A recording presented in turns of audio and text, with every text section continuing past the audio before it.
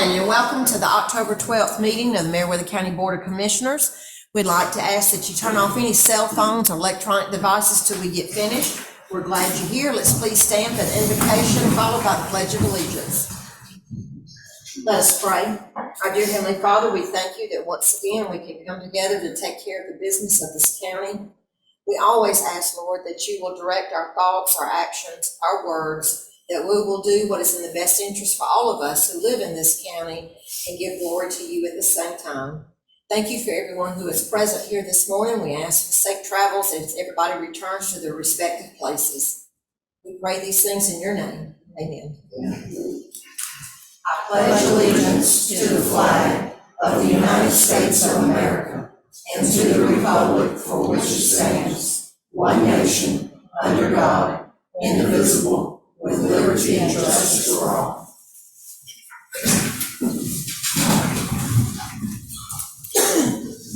Our first item will be to adopt the agenda. We do have a few changes. Under new business, if you'll take number 1, we're going to move that under appointments. And then we will renumber after that. And we'll add number 7 to discuss the last December meeting.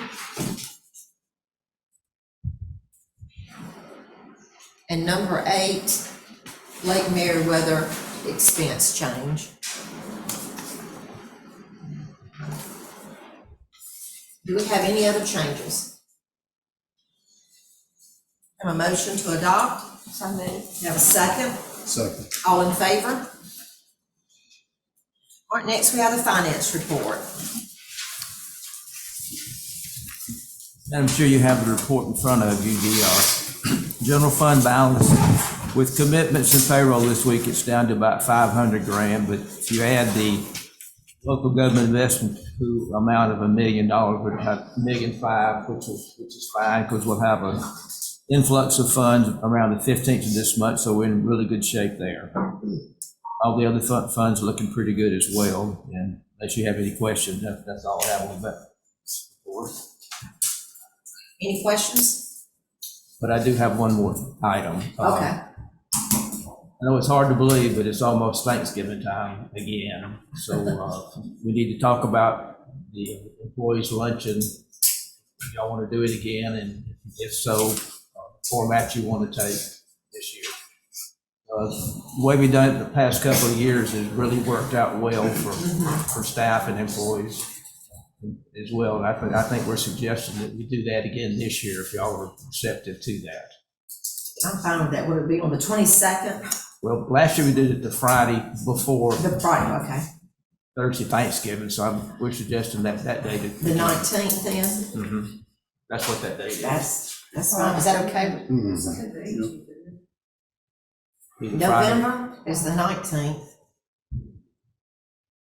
The 19th's on Friday. 18th.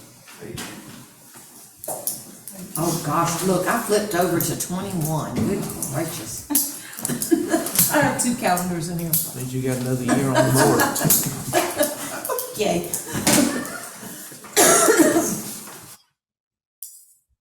Sorry about that. Is that okay with everyone? Okay. All right, I guess we'll proceed like we. That's the 18th, remember? Yes, 18. I was in 2021. Okay, thank you. Any questions or comments from Mr. Bill? Thank you, ma'am. All right, thank you. Next, we move on to citizen comment. Do we have anyone signed up to speak? All right, we have the minutes of the September 27th, 2022, 6 p.m. regular meeting. We've had the opportunity to look over those minutes. Are there any changes that need to be made? Hearing none, I make a motion to accept. Okay, we have a second? Second. All in favor? One abstain, baby. Okay, because Mr. McCoy was not here. All right, next, do we have, I don't think we have a need for a public hearing.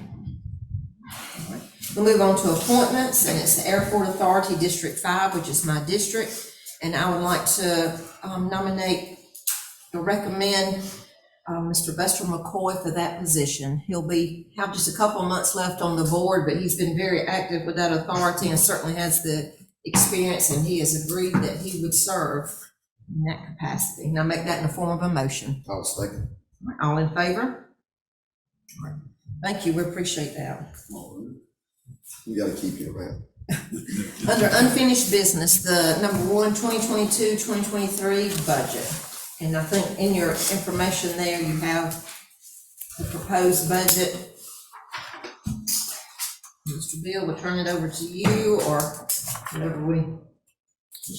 Does anybody have any? I know we have answered some questions since the last meeting when it was tabled. Are there any other questions that the board might have for this budget? Madam Chair, I do want to get some clarity on a couple of items.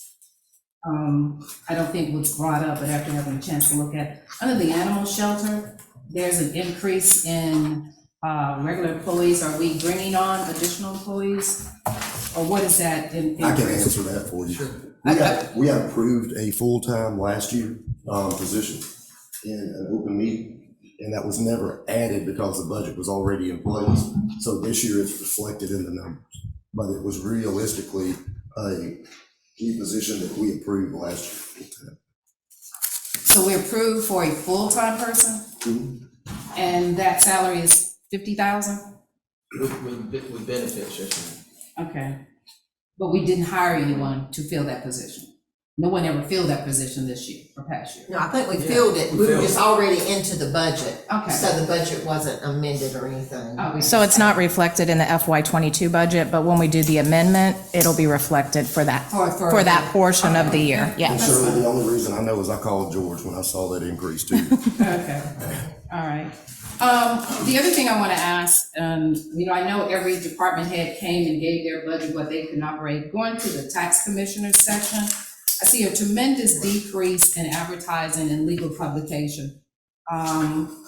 Is that because we're not going to be having tax sales as much, or what was the reasoning why there's a reduce? The amount that was in the last year's budget was way too high. Okay. She demanded to have that much money in the budget, and we Okay. didn't use probably 15% of that. Okay, just So trying to that's- get clarity. All right, so we brought that down. This other item on there talks about contract services. What is that in that department? Tax commissioners, Yeah. that's for their website that they have, and then the Manatron accounting system that they Okay, have. that's fine. Going to the tax assessors and line item 151, it also has contractual services. I show there's an increase there. What does that consist of? That's the mobile, what do you call it? Tax assessing system that they use when they evaluate property, and also the, Revals. a little bit for revaluation for property taxes. that they- So that's an outside company that we Yes, bring ma'am. in to do that Sure. services. And And then that's what- done every year? Yeah, and there's one more item in there for the company that does the assessments each year for them. I forgot the name of the place.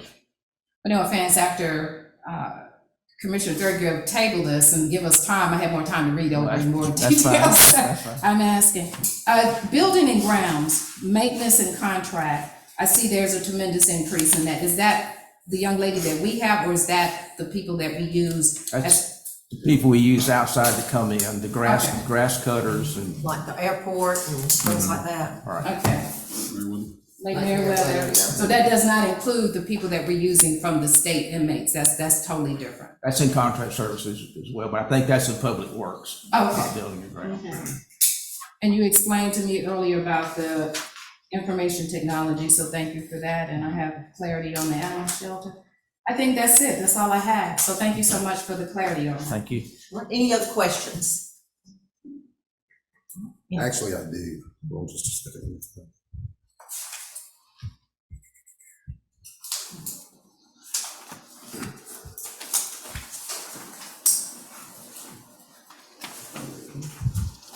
Thought I did. You went down on the info. Okay, that's all. Brand, under one section, and I can't find it, it's $60,000 a year for, Towers and maintenance. yeah.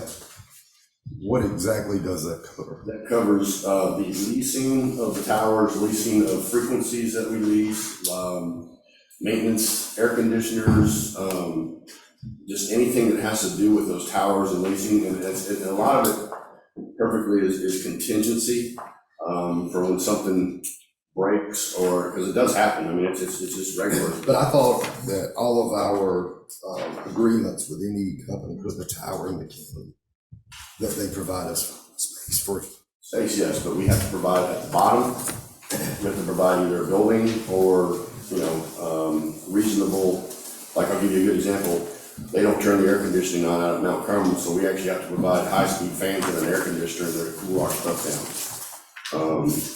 Another example would be leasing for the towers like Warm Springs.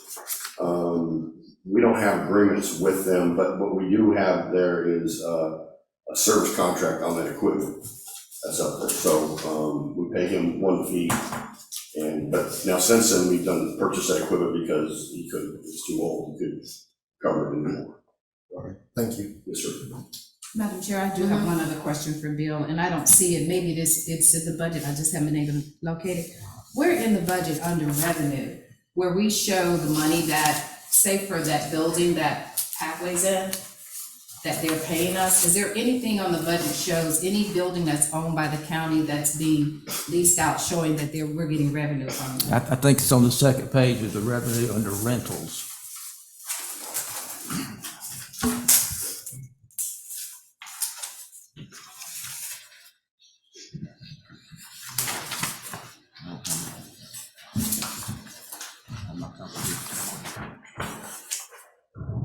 Rents and royalties? Yes, that's what it is, Michelle, I'm sorry. Yeah, rents and royalties on the second page, Under funds? under revenue, which is the light blue 2-page. I can pass you my copy if that's easier.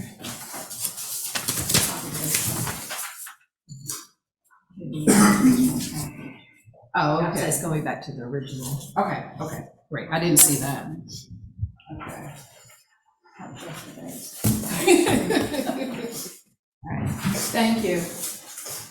Any other questions?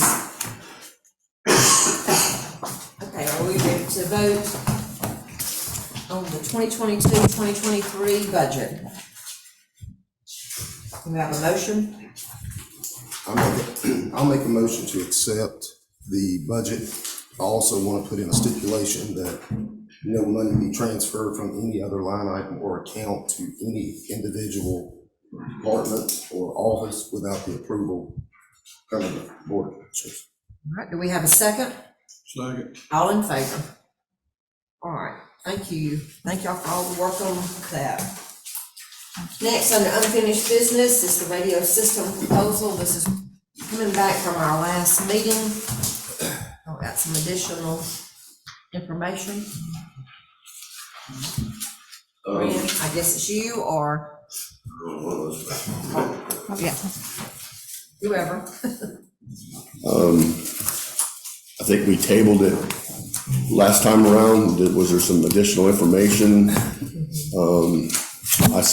What I sent you guys, is that what you were exactly wanting? Yeah, we requested the breakdown as Okay, to that's right, yeah. how it will be, but also you had stated that Manchester had not decided at that point, so have they decided? Manchester's still on hold because I don't have radios to give them to demo until, this goes through. I mean, So if we do this, will we be able to amend the contract? Yes. To include additional at the same cost? he's putting in there basically, anybody that goes into Meriwether County on this will be part of that $75,000 a year maintenance contract, which means for every additional radio that we bring into the contract, ours will go down based on the fact that we go from however many radios to more radios. So let me ask you this. A couple of years back, we approved the Motorola contract. And that is still being ongoing, actually. Under duress on my part. But it actually agreed or increased this year. What is the difference in that system, and does it communicate with this, or is that just something for internal 911? That is basically the internal radio system for the 911 center. And what it basically is is it's a software and hardware. It has a group of radios in my back server room that control the software on the computers up front. Now, those radios are part of the older system. Yes, they can communicate with them. So the Motorola system can communicate with the new. Yes, sir. Now, here's the thing. We've had questions about the fact that this is going to be encrypted. Can the public scan it? That's up to the sheriff and it's up to the fire chief. If they want their business going over the public airways, that's fine. But I'll say this, you know, a lot of times the bad guys know that we're coming before we do. But that is an option to It is. encrypt, not. Yes, sir. Or you can have a separate channel that they talk on.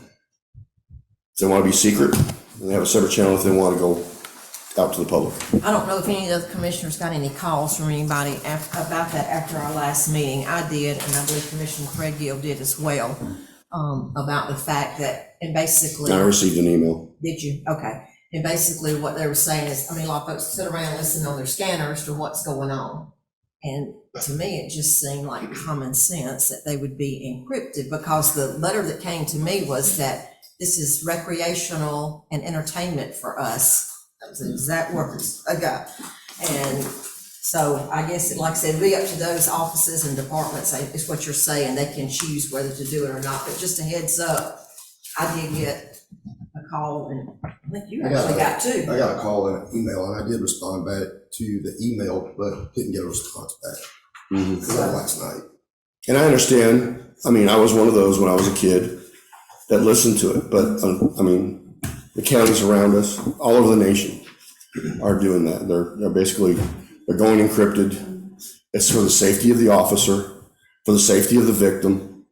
I mean, the reality of it is, if you have somebody kidnapped and they have a scanner there, and this person secretly calls 911, and they put this call out over the air, this person who has this other person kidnapped or holding them against their will is going to know that they called 911. In situations like that, that's one of the more severe. But drag racing, for example, you know, if we get reports of drag racing, they all have scanners, and they all know that they're coming.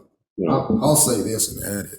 With what I do for a living, under the medical part with HIPAA regulations that are in place, I have always questioned the fact that if it went out over the radio with the patient's name, what's going on and things like that, it should be encrypted, because it's really nobody's business. Well, even to the health. and I'll take that a step further. Okay, even putting out their address, Right. they know who it is. It's somebody in that household.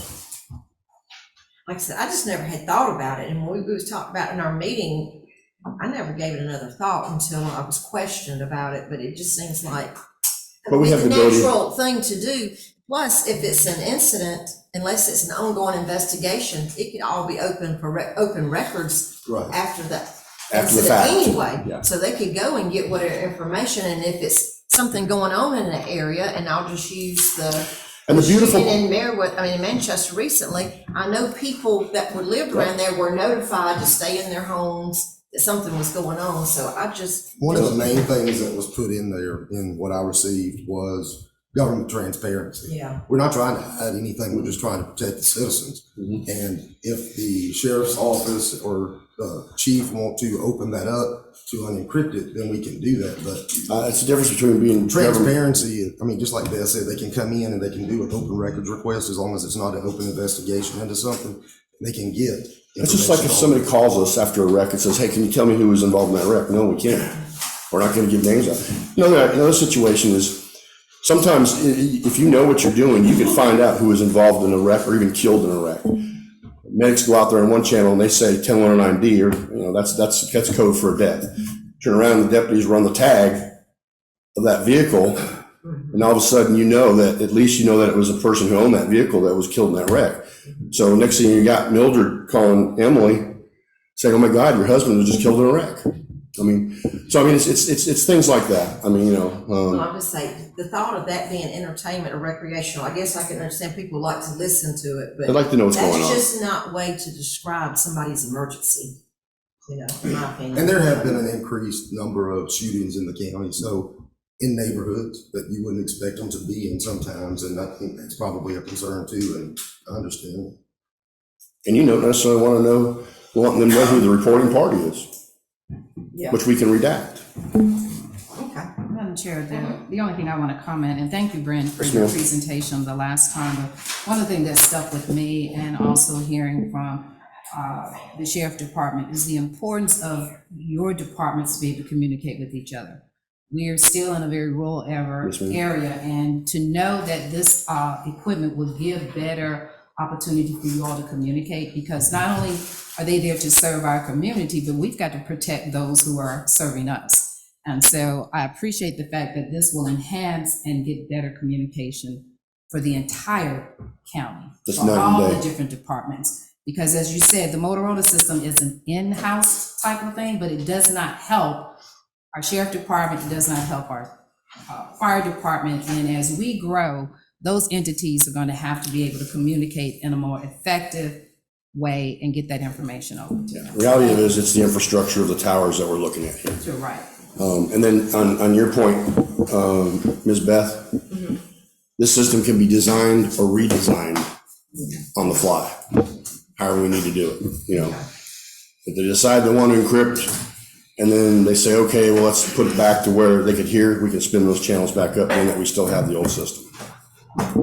One example I was given was that the state of California, they gone with encryption, they decided that it wasn't a good idea. And I said, well, I don't necessarily want to be compared with the state of California. Yeah, please. And do what they're doing, so that'll be up to, I guess, those departments or offices, whatever. Any other questions? Oh, one thing I did want to ask, really, So, I understood that we got some insurance payment for the tower damage. How is that being reflected here?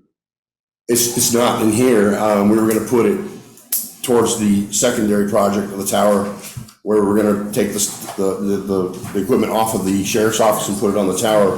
And I'm doing this is because it's actually going from here to there, I mean, literally right around us. But what we're gonna be able to do is spread it out to where we don't have the interference with each other, and then, Okay, so the 75,000 already has taken into account, it's in the senior certain insurance. well, it cost us, and this is where I go back to infrastructure, having to pay for it. It cost us, right at 34,000 to clean that mess up. Right at 34,000 to clean that mess up and relocate what we had on an emergency basis over the weekend. I mean, basically, that thing went down on a Friday night, and we were back up on Sunday. And, you know, I mean, they even had the tower cleaned because the tower went down in front of the bay doors at Station 1. So luckily, they weren't in the station, so they had to park their vehicles outside, but they weren't at the station when this happened, so their vehicles weren't in. But they were able to get those cleared up pretty quick. So that's the insurance money. I think we have a little bit left of it. I was assuming that it would just go towards this. But my assumption is then that the 75,000 is having considered all the insurance money and everything else. Yes, sir. That's my question. Thank you. Now, we'll say this quote in here increased. You told us last time that it was actually. 210, yeah. You told us $1,010. And now We went back and saw that we had overlooked some, like, for example, the radios at 911. I mean, we were so busy worried about everybody else out there. And then also the detention center employees inside the detention center, we put those on there. So yeah, there was a little bit of an increase, but there again, that just kind of shows how the monthly fee went down. And of course, the fee that we're looking at is that includes our subscription and maintenance fees for the first year. It wouldn't be until the second year that we'd be worried about the maintenance fees. let me ask you this, under the first year of services, includes a SIM card, access to network, unlimited radio data, and no roaming charges. Will there be roaming charges within the county after that first year? No. This is one fee. Well, it's in there as a stipulation, that's why I'm asking. I mean, I can be removed. If that's, I mean, but that carries on to year two. To me, there's a reason the company agreed to that. Yeah. But, you know, there's no way to put roaming charges on there. If it's a civil service. I know. But no, there's no roaming charges on these because, you know, I got a guy right now in Ohio with one of these radios and he's talking back to Marion County. But he's talking within his area. So He's it's in his not area. roaming. Yeah, he's not roaming. But if you all go out to Kentucky and need to call back, you may have roaming charges based on the cell service that's here. We won't have, they're not included. I promise you that. And I'll get him to write that, put it in writing if that's what we need. Are there any other questions? Anything else, Brent? No, ma'am. All right, what's the pleasure of the board? Madam Chair, I move we go ahead and approve what's presented to us here. All right, do we have a second? Can I add a stipulation to the motion with no roaming charges to be included during the entire 5-year term? Yes, sir. I'll get him I to, accept that. All right, we have a second? Madam Chair, identify a funding source. yes. I was just gonna say that.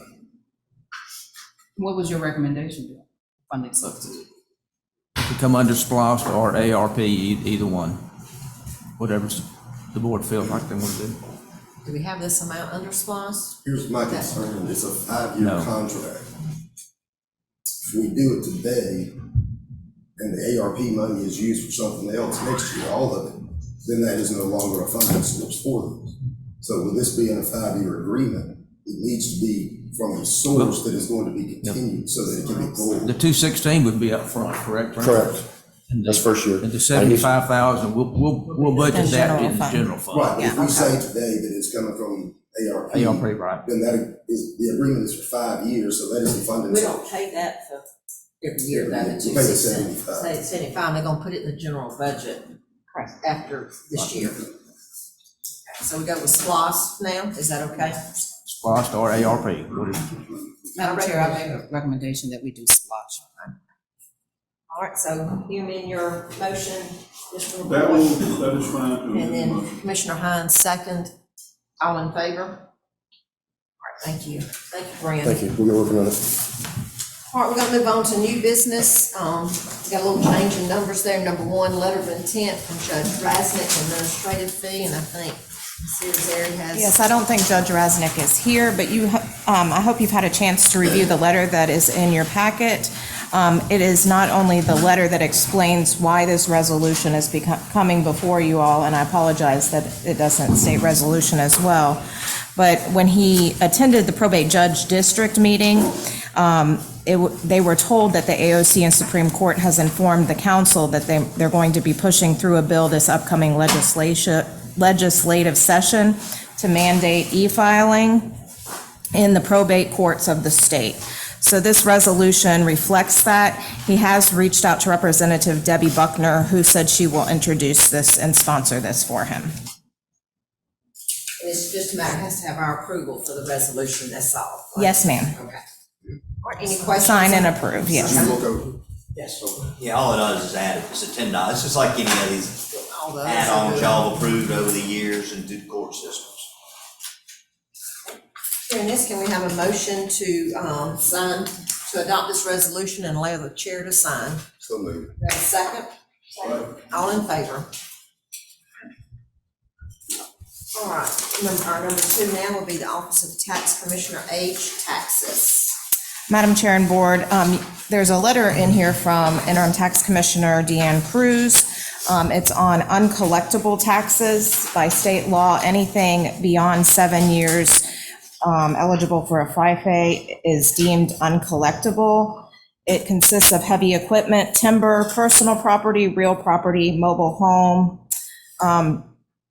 and it's from 1998 to 2015. This is basically just cleaning up the digest. I do have amounts if you guys would like to hear those as well.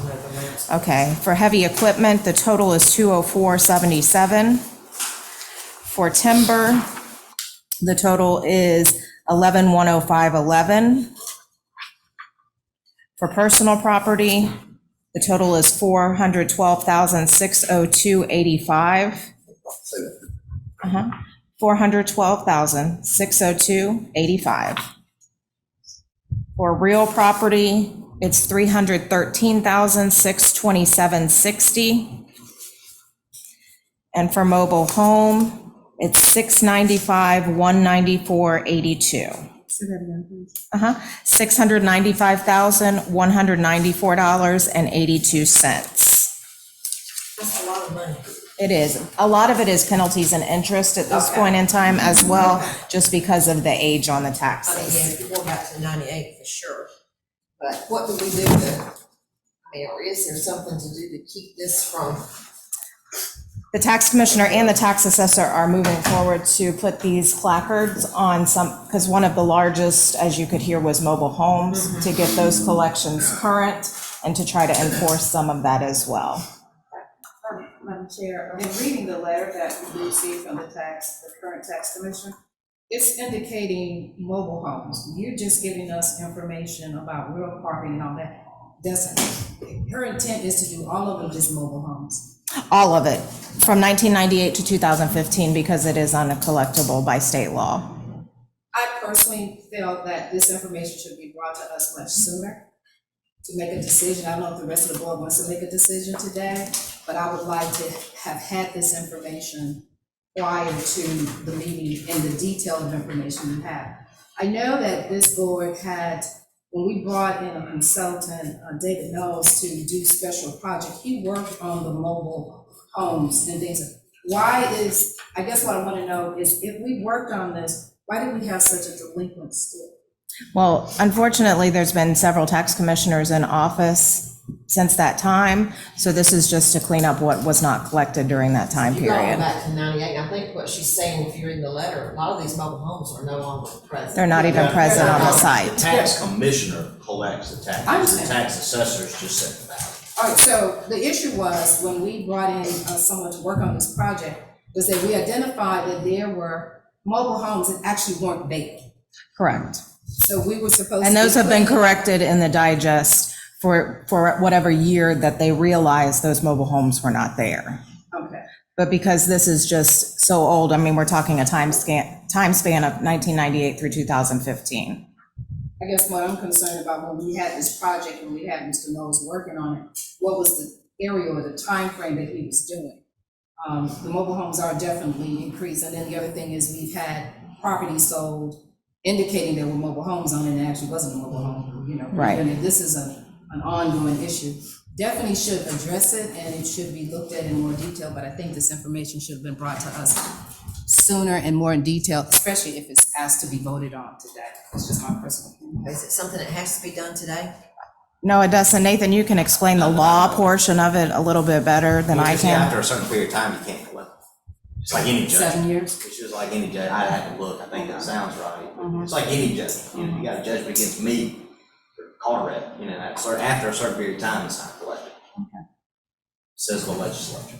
All right. So if it's taken off the digest, then how does this work as far as our overall percentage collection when we look at Department of Revenue? By the Department of Revenue standards, our collection rate will be higher because we'll be wiping out a portion that we can't collect anyway that's just sitting on the books. Do you want a table to look I at? personally want a table and looked at. These numbers are, you know, we need to find out. I like to see the numbers and I like to see what we have in place, because even if you go to site and put something on a building and let's say it's no one's there, how do you still respond back? How you get a response? Well, and I think that that's happening moving forward from when Mr. Knowles was hired to do that, but he can't go backwards and say that mobile home wasn't there prior to the date that he notices that it's not there. Madam Chair, I would actually ask to table this until we can get some more information, and I would like to see the information as she has it, even though she read it out. Right, and this is all from the tax commissioner's office. Can I have a second? Well, I want to make a statement first. I am shocked that the previous tax commissioners, multiple of them, I know this is our fourth one since I've been here, did not even bring this forward. So I want to thank Deanne for doing that. Okay. Do I have a second? Second. Any other comments, questions? All in favor? All right, we'll table it to our next meeting then. Thank you. Thank you.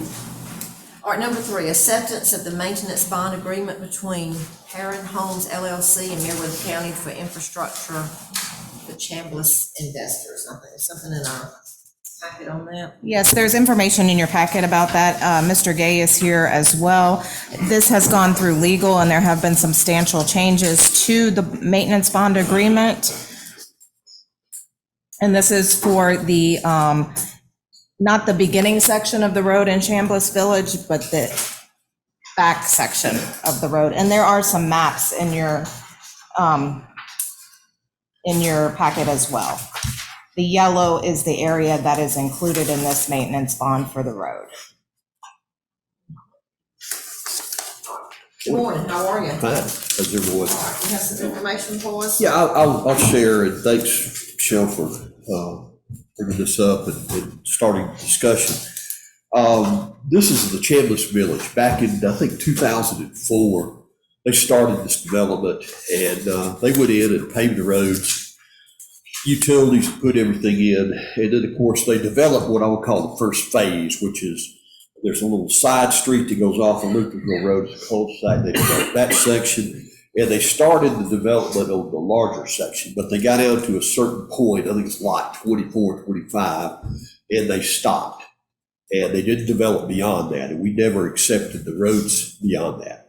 Now they come in and are asking that we take in what really kind of amounts to the second phase of this, or the second section. And that road runs not all the way down to the very end of the subdivision, but a portion of the subdivision. And of course, they have now performed that work under the FDR process. And Bill Cawthorn is here, he has inspected that and everything is fine. They are required to bring in a bond under the new regulations. Has to be 3-year bond, and it's 1.5 times the estimated cost of the project. And what we've done is we have that, we've received that bond, and we received an agreement, and we've developed a deed, because they also have to deed that right of way over to the county. There were a few issues that we spoke about in terms of the agreement. One of the things is we need to change the exhibits. They've got Exhibit A, and they show all of the streets or the entire subdivision. My concern was that, hey, this is not all the streets, so we don't really need to have this agreement be all of the streets. So what we did was we went back and we developed a deed based upon the legal drawings that we had, and we want to modify this agreement to attach Exhibit A as the deed, and we will attach the plat that was put on record as Exhibit B. We also need to change some of the language. It's a little confusing. It talks about when the obligation will become null and void. My issue with becoming null and void is it becomes null and void after 3 years. Unless they are not halfway built out, which they will be, then it goes a little further. So there's some modification in the language of paragraph 1, and it really involves the very last 2 sentences. We start on all of the terms, provision, and requirements described herein, and we blocked out did this obligation shall be void, and we've said that should all the provisions, the requirements described herein be done, that they shall remain in full force and effect until otherwise released by this agreement. So there are terms in here where you can release it. So we've done that. We also produced deed that I think we're still working on to get the right name on the deed. You got it. Okay, good. So you guys have it. Allison called me this morning earlier. She was working on that deed. Had one more change that I think I need to make as well. Over on the maintenance warranty bond. What now? On the warranty maintenance bond. It's the last page in the packet. Next to the last page of the packet. It says that this is for Chambliss Village and Hunter Welch Parkway, but there's also R.L. Parker Drive and Parker Court that needs to be added there. And also on the paragraph that starts out down there 4, we need to take out all the wording after where it says acceptance of work performed under the contract, because it gets into defective materials, and workmanship, and we don't really need to be arguing that when we get down the road. Either the road has failed or not, and if the road has failed, then the bond needs to be called if the developer's not willing to do it. So we would recommend approval and acceptance of the deed pending a final review pending these changes and final review by our council. And we will have the group execute the deed and bring it back for the county. And then at that point in time, the roads will become part of the county road system, and the 3-year bond will go into effect. And I'll be happy to answer any questions anyone has. Madam Chair, this is in District 1. Unfortunately, it's really good to know that someone has finally taken on this project. Right. Because like you said, it was in 2004. You can't undo what's already been done, but I've already made it perfectly clear several times before that even a project of this size and magnitude is only one way in. And unfortunately, as you build this out, you're looking at 90 homes. I'm thinking about the safety, and unfortunately, there should have been some discussion on how to do that. Right. But getting back to the road part of this, is this just for this one section of it? Because what my concern is, in the event that 2004 happens again. Right. And this builder cannot build it all the way out, then we're gonna find ourselves, hopefully not, in the same situation we were in 2004. I don't see where this addressed that. Okay, well, here's the way this would address that. In 2004, they put in very minimum standard pavement. Okay, I mean, there was only like a few inches of compacted soil and whatever with 1.5 inches asphalt. This is totally different. So the first phase of it is the road that's been there. We already have that responsibility. We've already done some work. This road will be for 3 years. So after 3 years, if this road has crumbled, we'll go back to the developer and say, you need to fix this road back to county standards. And if he refuses, that's the purpose of the bond. We'll call on the bond. Now, since we have been working on this, the developer has now gone in and he has redone the last phase of this. I think he's got all that street work done. And so very soon you'll see him coming back with another request for you guys to accept the balance of the road in the subdivision. So he's already taken the part that was not in phase 1 and phase 2, and what I'll call phase 3. He's already paved those roads. So he's done phase 2 and phase 3 in paving? Right. So that means the whole subdivision has been repaved. That's right. But we have not accepted it yet. We're only accepting the middle phase because that's what he originally started out with. And the bonding amounts that we gave them were for that middle phase. And what we didn't want to have happen was, this is the reason I had an issue with just having Exhibit A, which was the entire subdivision. In some ways, it looked as if it could be argued, well, you accepted Exhibit A, and so this bond covers all of this, and it doesn't. They'll have to put up another bond for phase 3. And I guess that's what I'm trying to get clarity on. Just the middle of phase 2. That we are accepting now. Except, so how many parcels are in there? I can count them up for you real quick. I know there's 5,517 linear feet, I think it is. If you will go to the maps that are provided for Exhibit A, 60 or 70. Okay. All right, you can see. So the ones that are highlighted in blue? No, the ones that highlighted in blue, we have already done. Those are already part of the system. Okay. So we already have through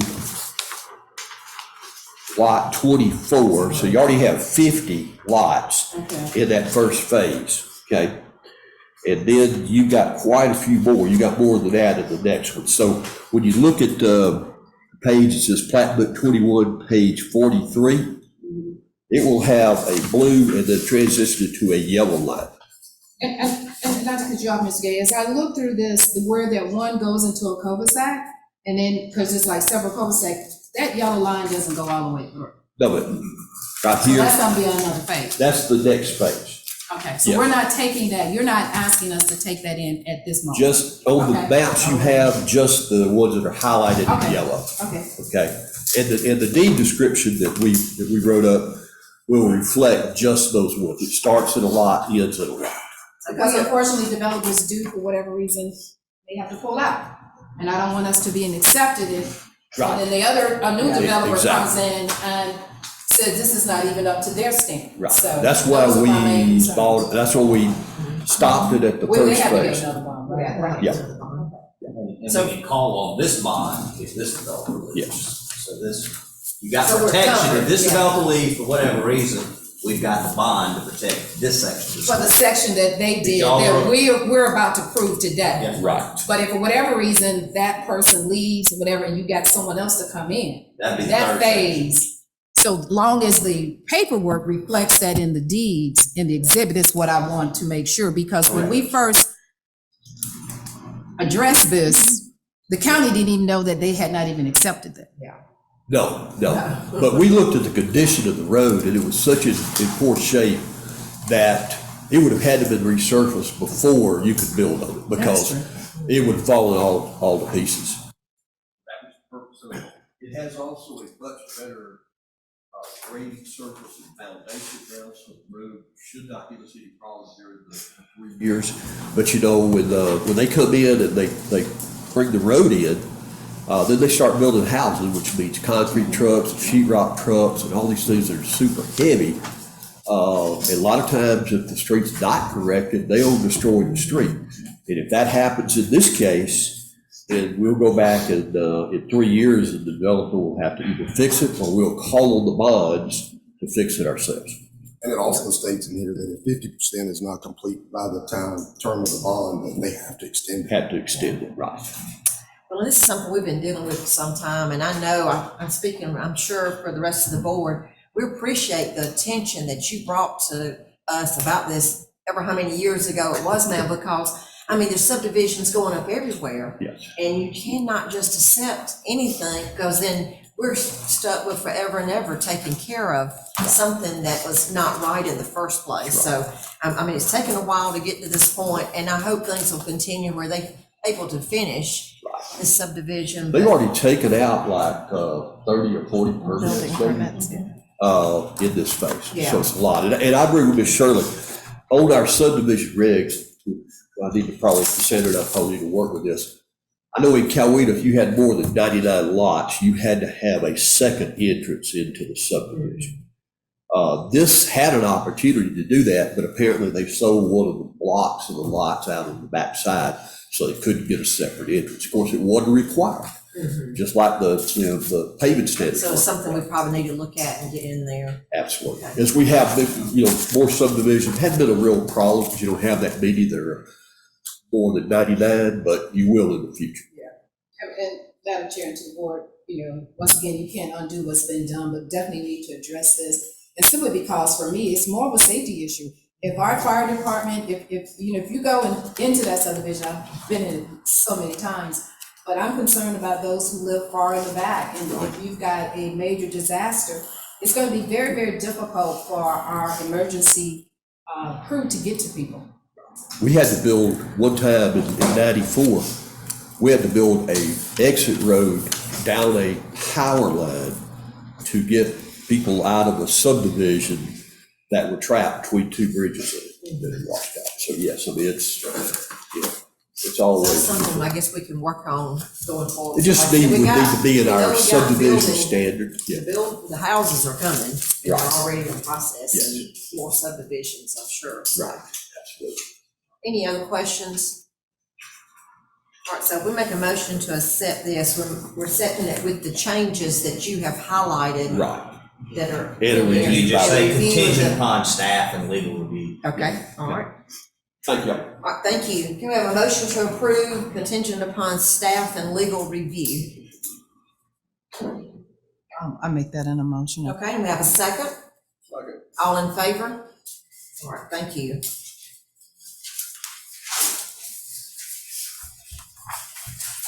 All right, next will be number 4, Red Oak Creek Bridge Historic Documentation.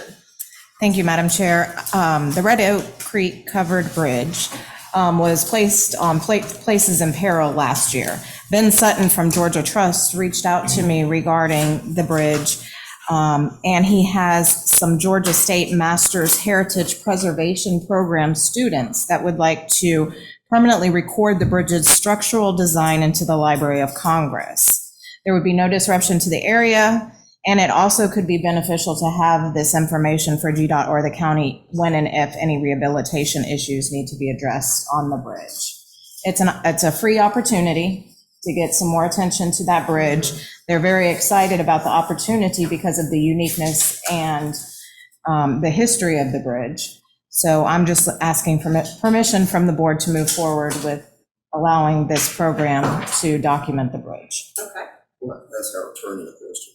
Since they are a university, they would have to provide us with a liability insurance, right, to be able to go to that historical bridge, Well, I mean, just in case of the possible. university system of Georgia will tell you that they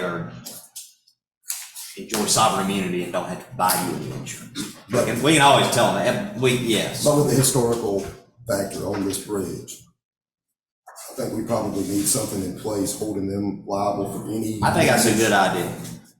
Because you don't know, I mean, the intent would be not to go in there and do. It's just like a facility's useful. Right. You can use it, but you gotta fix it if you tear it up. Yeah. we can And they're do all going that. to just record, I mean, that's their intent, it looks to what's the structure. And they shouldn't have any problem agreeing to That's fix it right. if But they it also, tear it up.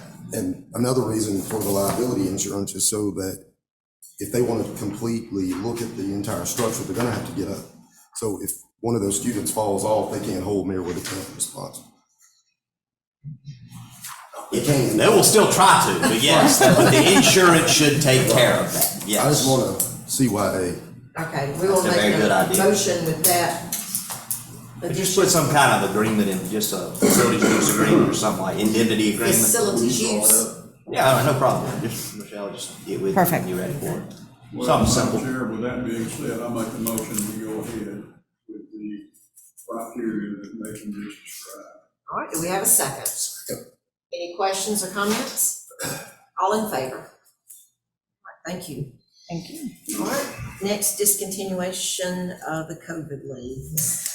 Is there any? Madam Chair and Board, as you know, the Board of Commissioners so graciously approved up to 80 hours of COVID leave and actually extended that earlier in the year. Though things have changed significantly with the decrease as well as the CDC lightening up on parameters for COVID, staff recommends that this be discontinued. and things have changed for it drastically through the CDC, and it continues to change on a daily basis. But the recommendations from the CDC also states to follow your local Department of Public Health guidelines to that too. So I'd like to make a motion to discontinue the ED that we had approved, but also to look at each individual case. That's it, and they put on And I here did put that. They would take extreme cases and be discussed between the board and county administrator. I think Yes, that's a ma'am. good idea. Can you make that in the form of a motion? I do. All right, we have a second. Second. Any discussion? All in favor? All right, next, equipment purchase from Meriwether County Recreation, Ms. Irizarry. In your package, you will see information on the memo regarding an equipment purchase, which is a gator for the city of Manchester. The low quote was for $8,743.82 through the Georgia State contract. Staff recommends approval. However, we may need to put together an intergovernmental agreement that shows who is in charge of maintenance, where it will be used, and things of that nature. Looking for direction from the board on that. And we do have a line item under recreation that would cover this, but I would like to have a intergovernmental agreement indicating that the ownership would I be. said the ownership stays with The us. county, and the liability on Manchester would be to maintain the equipment per the manufacturer's requested maintenance. So that's what I want added. So do we need to table it for the I mean, we would need that in place really before. I can bring that back to y'all, so we can table that. I just said that because I wanted it in the intergovernmental Okay. agreement. Okay, thank you. All right, so, Yes, ma'am. We're gonna table it, can we discuss, because I have some questions. yeah, sure. Madam Chair, I have a question. And some people may take this the wrong way, but I'm just really curious. Why is this a request for this from the county? And is this to be used on the ball fields or on the baseball fields, or, because the county does not have a field. So why did this request come to us? I guess that's what I'm trying to figure out. Well, gators are typically used in recreational parks It's an and upscale, like an upscale, Golf course. golf court. It's a heavy duty golf. with that, plus it also has a bucket area to carry things, such as some of the equipment, rather than carrying it by hand. They're traditionally used to move bases, move things around. You So can how put many it, facilities in the county would that be used at? well, that's what we want to address in the IGA. But I will say that when Manchester asked me about it, they did say that it is used to haul a lot of equipment. So it cuts down on the need of additional manpower to move that, because some fields and all you can't drive onto. Okay. OC So they use it so that they can move things better.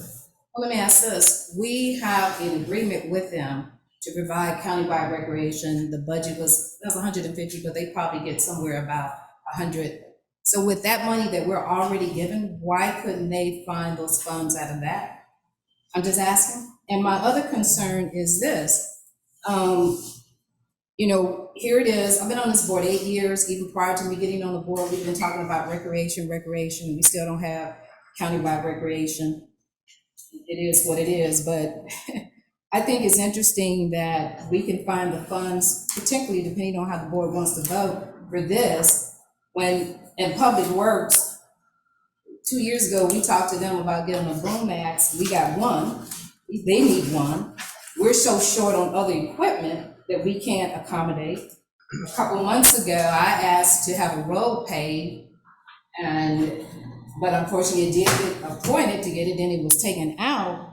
I'm just amazed that we can find the funds to do this and we can't find funds for other things. I think this would That's, like I said, it's just my I personal think opinion. this would be what's under SPOSS already designated for recreation. Well, we put under here, there's a line item for at least the past 3 years, and we approved it for $10,000 for small equipment, if needed.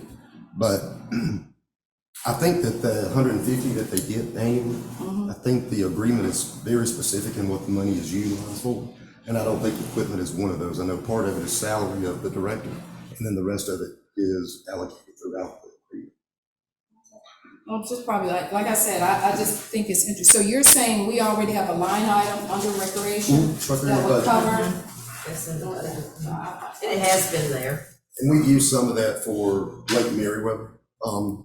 So we're gonna table it so that there's an MOU to say that this particular equipment will be owned by the county. It'll be IGA. Yes, and also where it will be utilized and that they will maintain it per the manufacturer's maintenance agreement. So it'll remain in our name, but Manchester will have the responsibility for any maintenance per the manufacturer. So we pay the insurance on it. We will, if we own it, yes. So that means if it's needed to be used in any other facility, if Public Works or anyone else or the airport authority needs to use it, then they have the ability to use it as well. It's under recreation, so I don't know if the airport authority would. But Public Works probably could.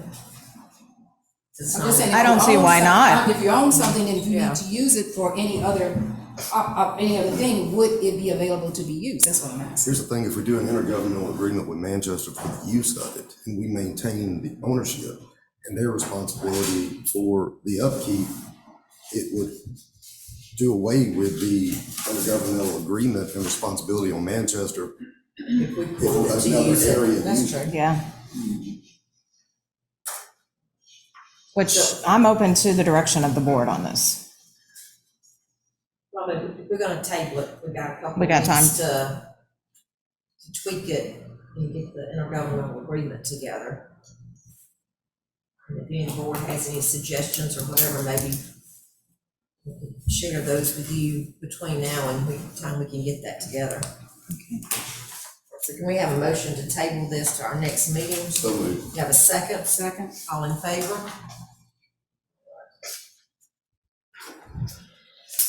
Next, we had added, this will be number 7. I had asked for it to be put on here about discussion of our last meeting in December. Historically, a lot of times we did not meet the end of November and December because of the proximity to the holidays. But in December, the county offices will be closed on way the holidays fall, they'll be closed on Friday and Monday. And my suggestion was gonna be that we not have the meeting on the 27th.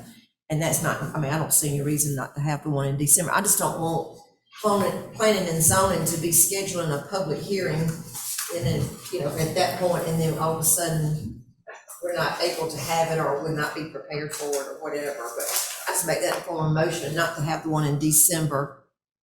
And I don't see any reason not to have the last meeting, which would be on the 27th. I'll second it.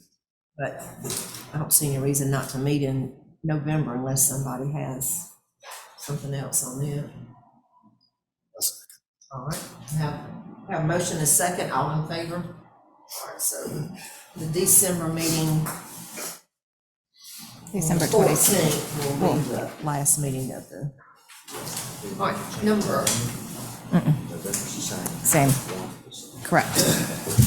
all right, number. No, December 14th. is Number still- 8, and you have some information here on the expenses at Lake Meriwether where we had approved the expenses, and there is a little bit of a change there. Mr. McCoy, I think you have. I'll be glad to cover that if you want me to, Michelle. Either one. No problem. When I came to you before, we were getting ready to extend the RV park there, which is just about totally completed now. Everything is coming together. And our guesstimates were very close as to what it was going to cost, and we had asked $30,000, which the board graciously supplied. But since that time, we've got some costs here we did not know were going to be quite what they are. The soil science report was about $700. The 1,000-gallon pump tank, which we never anticipated, was $1,020. 2 tank risers, of course, that was $90, but then the water meter and water services in the application of the city of Woodbury cost us $1,020. Now, what they're doing, and it's probably a good idea to have a meter coming to the park off the water treatment plant so they can account for whatever they're producing there. So that is giving us quite a little overrun here. And what I'm asking for, if you look at the bottom there, is to go from 30,000 to 33,000. Cover what we've done. Commissioner McCoy, looking at the numbers, I feel more comfortable if we allow not to exceed 33,400. 33,400. Not to Appreciate that. exceed. Yes, sir. Yes, ma'am. Not to exceed. Okay, are there any questions? Any comments? Madam Chair, it looks like the project is moving along really well, so it's doing good. Looks very nice. No, I know that's an overage, but I mean, a lot of that was just estimates to Well, it begin with. was, I mean, I that's mean- pretty close. I mean, that's not. We were aiming at a moving target, and some of these costs, we just didn't realize were gonna be involved. Because we wound up changing the entire drain field and moving it up. And having to do collection in 2 sites. And we're also putting in a dump tank over there, which will take the refuse from the RVs themselves. It's gotten to be quite involved, but like I said, it's within, I think this month will certainly close that out. What do you think, Mr. Bill? Yes, sir. I think so. Would you, do you have any comments on any of this? I should have asked you, I'm sorry. That's fine. You know, we ended up with about 800 linear feet of drain field line with the 2 systems, so that was quite intensive too. But we should finish out. Georgia Power's going to set the transformer and meter here hopefully any day. And they've graciously agreed not to charge us for their work. Really? And then we've got That's a some, savings. we got to haul in a little bit more dirt, some more millings out of the milling pile and grass and things like that will be done. Any other questions? Having a lot of people look at it, coming over and looking, make sure we've got the 50 amp power, so I think people are getting excited about it. I think they are too. This is really an upgrade. Oh, it is, absolutely it is. Madam Chair, can I say something? Sure. Okay, so I'm gonna take off my fire hat, and I'm gonna get on my Lake Meriwether advisory board hat. Good thing. I know this is Mr. McCoy's, he won't be in Commissioner seat next year, but his leadership on the Lake Mary River Board, we appreciate it. With the program and those things going on, we're also, what did Mr. Chairman say, the Hero Award? Oh, yes. For the River Network and all that stuff. We couldn't have done that without this. So I appreciate that. Thank you. I will pay you for that after. I'm sincere. It's a lot of hard work and He has put a lot of work, the whole board, it's been a great board, you know, we have lots of boards and authorities, but that Lake Meriwether board has been on top of it from the get-go. So we appreciate the entire board, and we do appreciate Commissioner McCoy taking the lead with that on behalf of the commissioners. It's been a huge improvement. Yes, there. oh, I mean, it's great. All right, can we have a motion to approve, this amount not to exceed $33,400? I'll make that into a motion. All right, we have a second? Second. All in favor? All right, thank Madam you. Chair, I would like to amend the agenda to add another item, number Okay. 9, Uh-huh. to discuss the original radio relocation project. Okay. And I'll go ahead and open that up because we already approved that based on the fact of reception in the county. I would like to make a motion to withdraw that approval at this time due to the fact that we just agreed to move to the new radio system. No, So we need to take that off of an approval right now, since we are moving in a different location. that was done at a, Okay, so I have a question on that. What Bryn had presented were two different proposals, and I was going to ask for clarification on that. One was for the POC system, the other is for what is needed for the redundancy of the old system of moving the stuff to the tower. Was both of those approved with that motion earlier? We had approved the radio, I mean, the antenna Sure. here. We approved to go forward with that. What we didn't know at the time was that the radios were being tested.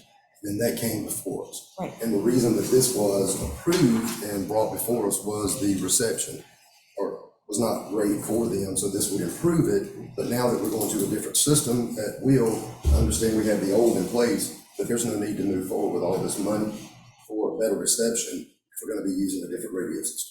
But part of the proposal was for 70,000 towards the towers. Was that approved in that I think that was form? all. Was it all I think together? that was all. Okay, so this is just to reject the last original one. relocation Okay, project because I was going that was to, approved, I want to withdraw the approval. Okay. And I put that in the form of a motion. All right, do we have a second? Really? A second? I'll second. All in favor? Yeah, because that's a totally different thing from what we're doing now. but the approval, Three hands go in the air. Foster 9 and that. I think I'm just totally confused. yeah. That, you know, we had approved to go in a different direction. And Remember then we when- came up, when the tower first went down, and we had agreed, we were going in a different direction. Brian wanted to build a new tower, and then we spoke about the tower behind the Texaco here, and they found out. And that we they decided that we use- could use that, so that just takes that original thing out of approval status, and we're going with what we talked about today. So this is not taking this No. tower out. No, it's just, All right, but if I change that, then. I mean, I'm not taking this tower out. I'm It was sorry. just getting that off the books, but we had approved it, and then we went with something else that was better. One of the questions I guess we need, Bryn, is this clear to you? It's clear to me, I mean, the issue is, and I understand what Commissioner Threadgill is saying, but we still have issues with the old system that we still need for redundancy. And that's why we shaved off 30,000 of it, because we shaved it down to the bare minimum. Yeah, but that's not, that didn't change that. This was, if I understand, was when we thought we were gonna have to build. right. Okay, so The original The approval original of was to- what you requested, I don't think this is that difficult.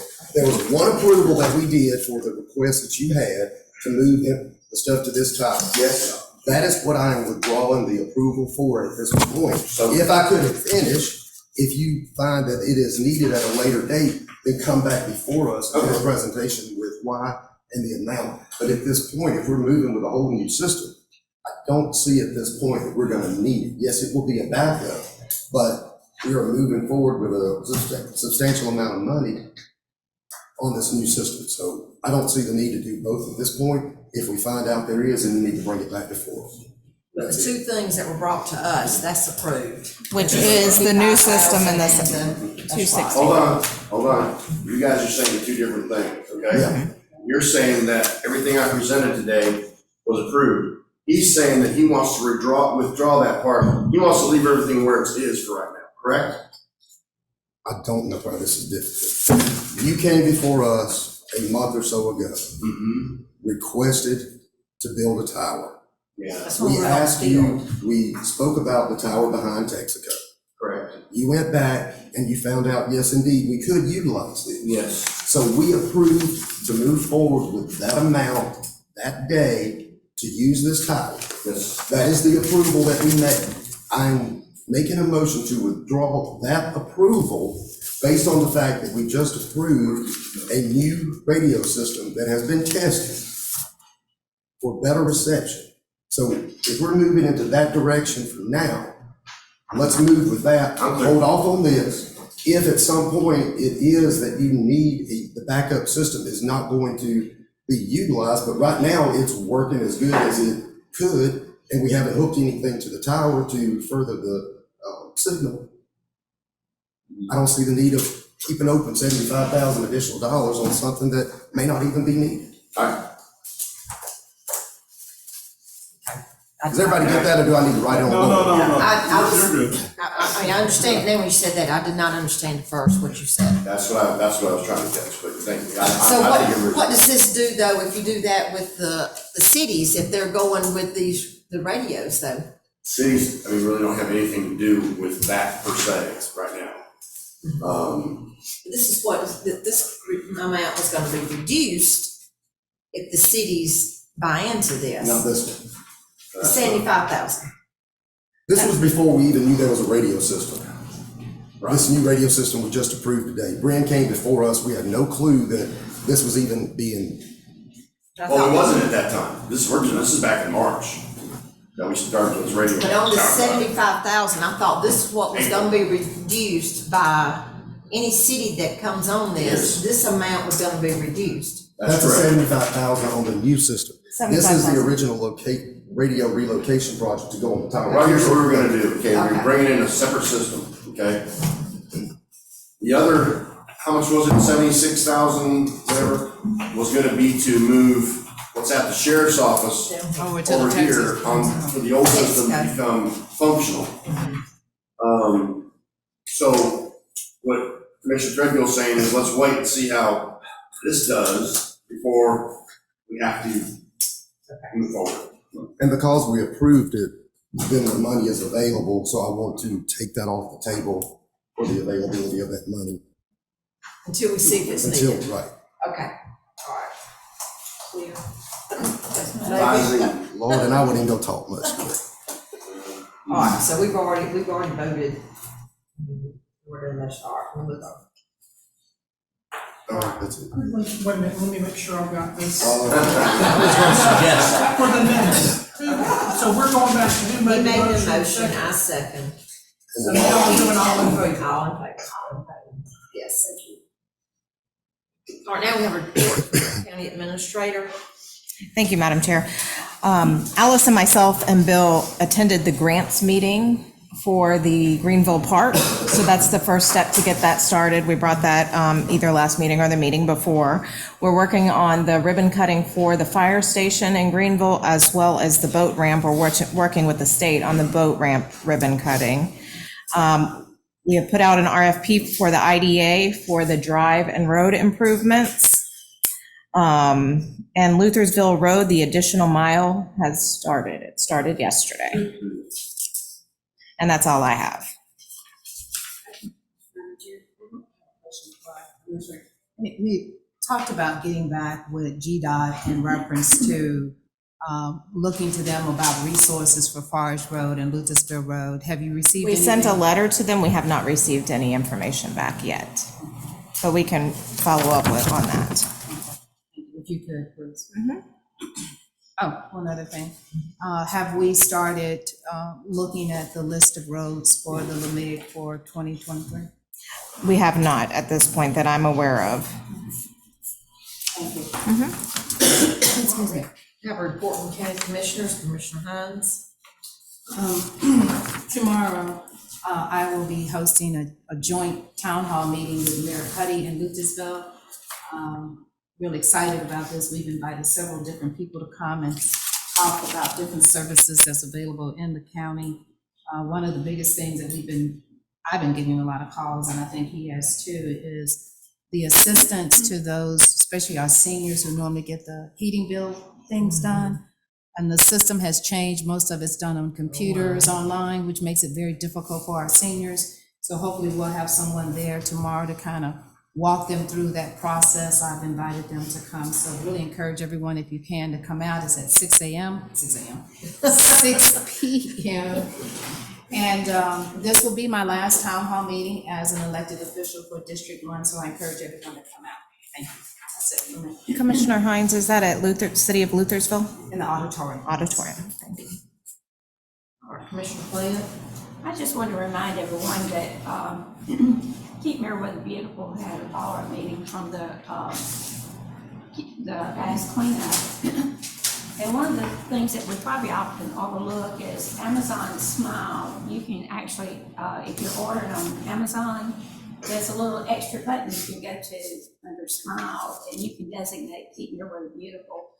And there are some funds that are being put in there, so every little bit helps. And I would encourage you, when you order on Amazon, just go to Smile and designate Keep Meriwether Beautiful.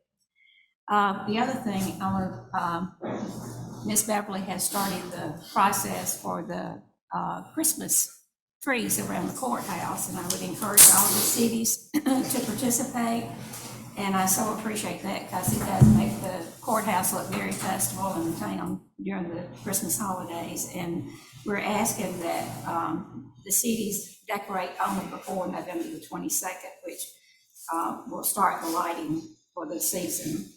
And then the last thing is just ask that prayers for Mr. Pete Johnson, who served as in the tax assessor's office, I believe, 10 years, and then as tax commissioner, if memory serves me correctly, 25. But his service is tomorrow afternoon at McKibben and Hogansville.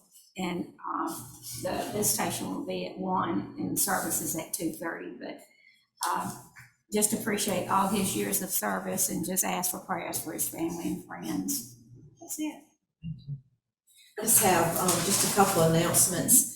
One, if you were unable to attend the open house at the venue in Warm Springs, the new wedding venue that hosted a open house this past Saturday and Sunday, go online on Facebook, the venue at Warm Springs, and look at their video tour. It is a beautiful, beautiful venue. They do have a few dates still open, and it's a wedding venue for the most part, but they will rent it for other occasions. But it is quite an asset for Warm Springs and for Meriwether County. Just looking ahead a little bit, in the month of November, the candlelight weekends will start November the 18th and then run all the way through the weekend of, I guess, the 23rd and 24th. But keep that in mind. You get ready to do a little shopping for Christmas. We hope you'll keep those merchants in mind and do some, and shop local and support them.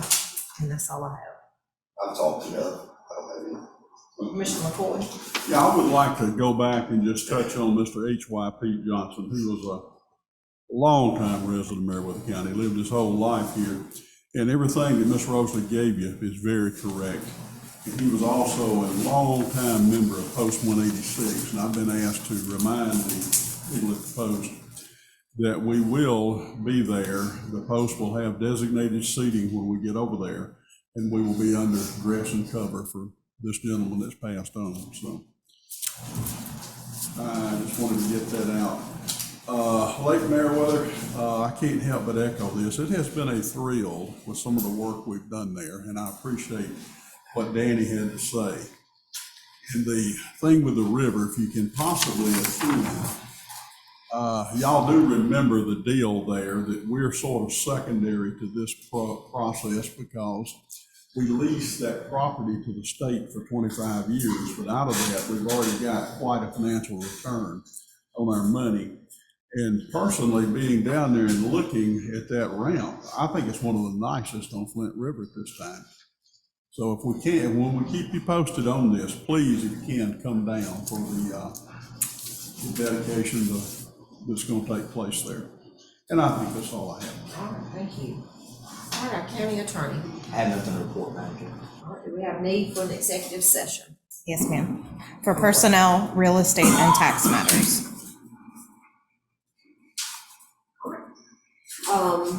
Our future meeting, our next meeting will be October the 25th, 2022 at 6 p.m. We hope everyone will be able to join us for that meeting. And we have a motion to go into executive session for the purpose of personnel, real estate, and tax. So moved. Have a second? Second. All in favor? All right, we're in executive session at 10:20. Thank you. Okay, all right. All right, we're back in regular session. Was action taken. We need to make a motion to execute a quick claim deed from Meriwether County Board of Commissioners to the Meriwether County Industrial Development Authority consisting of land located lot 123 of the 11th Land District containing 2.3 acres. So moved. We have a second? Second. All in favor? Okay. Any other business to come before the board? Hearing none, can we have a motion to adjourn? So moved. Have a second? Second. All in favor? All right, we're adjourned. Thank you.